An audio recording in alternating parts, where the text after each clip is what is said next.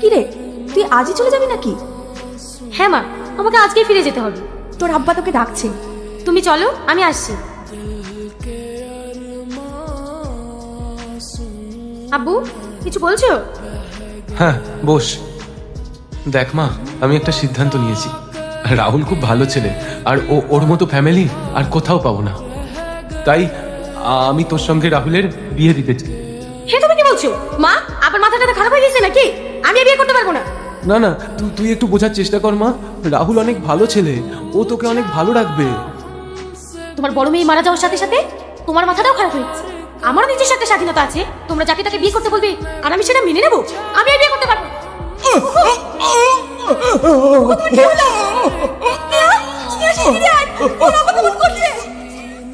তোমাদের আমার জীবনটা নষ্ট হয়ে গেল। তুমি কি ভেবেছো আমি তোমাকে স্বামী হিসেবে মেনে নেবো? কখনো না, কোনো দিনও না। তুমি ওকে বলবা? তুমি কি ভেবেছো এই বিয়ে আমি নিজের ইচ্ছা করেছি? না, এই বিয়ে আমি পরিবারের ইচ্ছা করেছি। আমি তোমার সাথে কোনোদিনও সংসার করবো না। তুমি দিদির সাথে সাথে আমার জীবনটাও শেষ করে দিলে, আমার সব স্বপ্ন ভেঙে দিলে। ঠিক আছে, তুমি কি চাও? মুক্তি, মুক্তি চাই। এটাও ডিভোর্স পেপার। ঠিক আছে, আমি তোমায় মুক্ত করে দিচ্ছি।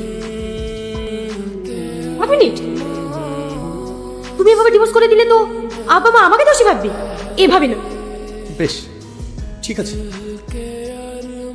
একদিন আমি সব দোষ সব ভুল নিজের ঘাড়ে নিয়ে তোমাকে আমি মুক্ত করে দেব। ভয় নেই, তোমাকে আমি স্পর্শ করব।